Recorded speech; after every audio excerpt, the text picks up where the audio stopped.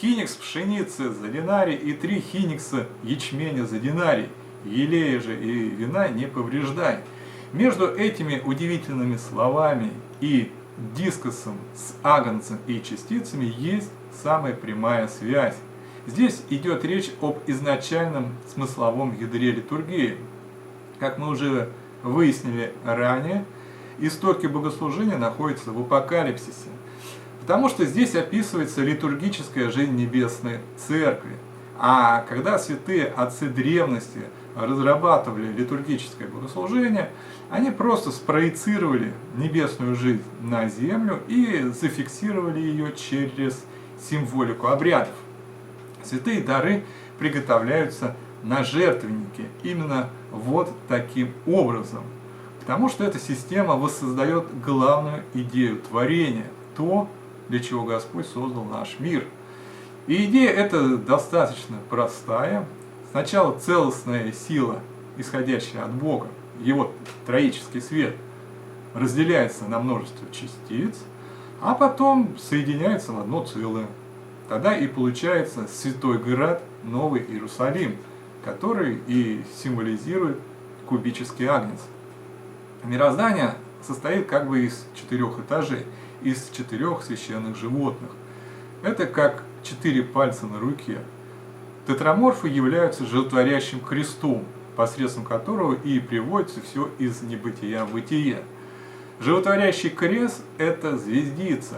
Когда она сложена, это парящий двукрылый орел. Каждое крыло является лучом троического света. Поэтому, когда крылья звездицы скрещиваются, получается система из 9 треугольничков. Это уже телец, второе священное животное, символизирующее мир ангельских иерархий. Богородичная, самая крупная частица, символизирует соборную функцию царственного льва, который производит собирание частиц нашей жизни в целое. Богородица – это символ премудрости Божией, символ целомудрия. И вся эта система в конечном итоге собирается в Бога-человеке, который есть и Агнец, и Царь царей, и Горний Иерусалим, и Альфа и Омега, начало и конец. Здесь все мироздание собирается в целое богочеловеческое естество, в вечное и непорочное бытие, в котором Бог есть все во всем. Таким образом, главное, что нам нужно зафиксировать в своем уме, это то, что бытие все наше рассматривается с 2 точек зрения. С внешней стороны, со стороны вечности, и с внутренней стороны, то есть непосредственно с точки зрения настоящего времени.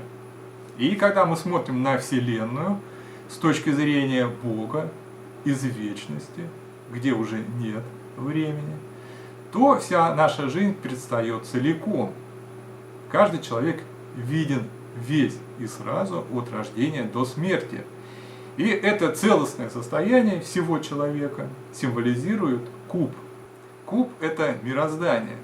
Каждый человек внутри своей души строит свой престол в кубическом горнем Иерусалиме. Поэтому с точки зрения символического богословия все люди – это кубические структуры престола, такие же, как и Агнец. Поэтому и святые получают престолы. В нашем случае, рассматриваемом в контексте слов Апокалипсиса, данное целостное состояние символизирует пшеница. Если мы посмотрим на жизнь человека с точки зрения самого человека, как бы изнутри его собственной земной жизни, то получится жизненный путь, складываемый из множества частиц. И каждая из них должна быть посвящена Богу. Тогда и будет происходить процесс домостроительства благодати. И в конечном итоге, в конце жизненного пути, мы собираем в себе престол, целостный кубический агнец Божий. Другими словами, получаем белую одежду, то есть облачаемся в святость горнего царства. Итак, запомним, состояние жизни раздробленный на множество частиц, на множество жизненных моментов, символизирует ячмень. Пшеница же это единая и целостная жизнь, а ячмень вся жизнь во всех ее частностях. Целостный куб это пшеница, а множество остальных частиц это ячмень.